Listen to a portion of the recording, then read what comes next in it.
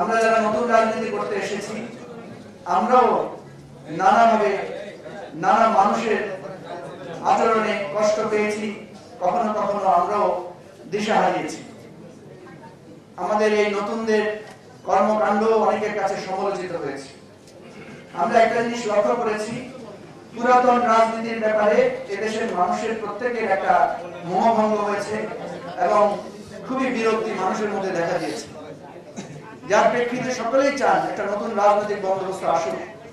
পুরনো রাজনীতির যেই কালিমা, একে অপরের বিষোদ্গার, একে অপরের পোস্টার ছেঁড়া, একে অপরের মিছিলে হামলা করা, বাধা দেয়া, গুম খুন, চাঁদাবাজি, সন্ত্রাস, নৈরাজ্য, এগুলো থেকে উঠে আসার উপায় কি? আমরা যখনই নতুন রাজনীতির কথা বলি আমরা দেখি যে আমরা সেখানেও সকলের সাহায্য পাই না, উৎসাহ পাই না। এটা সত্য যে আমাদেরও ভুল আছে, আমাদেরও ভুল ত্রুটি আছে এবং আমরাও অনেকে ভুল করেছি। আমরা চাই ভুল ত্রুটি সবকিছু শুধরে আমরা নতুন করে চলতে চাই। এই অনুপ্রেরণা এবং আশা থেকেই আমরা একটা আহ্বান জানিয়েছিলাম। আপনারা অনেকেই জানেন আমরা অনেকদিন থেকে চেষ্টা করছি এই নতুন রাজনৈতিক বন্দোবস্তের যাদের মধ্যে আকাঙ্ক্ষা আছে তারা যাতে আমরা একমত হতে পারি, একসাথে হতে পারি। নানা প্রচেষ্টা আমরা চালিয়েছি। আমরা যে খুব বেশি সফল হয়েছি এটা আমরা বলবো না, তবে আমরা যাত্রা শুরু করছি। আজকে আমরা আসলে একটা নতুন যাত্রা ঘোষণা করার জন্য এখানে এসেছি।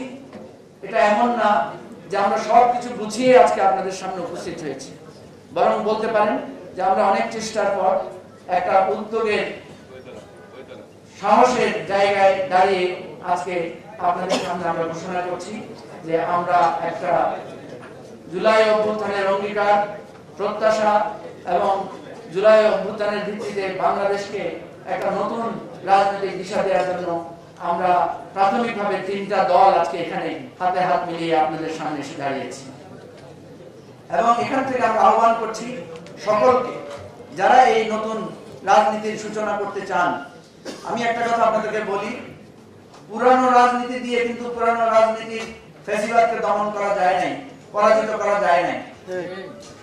আপনারা দেখবেন প্রথাগত রাজনৈতিক দলগুলো কিন্তু সর্বাত্মক চেষ্টা করেছে, আন্দোলন করেছে, সংগ্রাম করেছে, জীবন দিয়েছে, লড়াই করেছে, জেলে গিয়েছে, গুম খুন হত্যাকাণ্ডের শিকার হয়েছে, কিন্তু শেখ হাসিনার ফ্যাসিবাদকে সরানোর জন্য তারা সফল হয় নাই আপাত দৃষ্টিতে। কিন্তু তারা একটা সংগ্রাম জারি রেখেছিল। সেই সংগ্রামের সামনে দাঁড়িয়ে নতুনরা নতুন ভাবে, নতুন ভাষায়, নতুন প্রতিবাদে এই ফ্যাসিবাদকে চ্যালেঞ্জ করেছিল বলেই নতুন একটা বাংলাদেশের সূর্যোদয় হবে।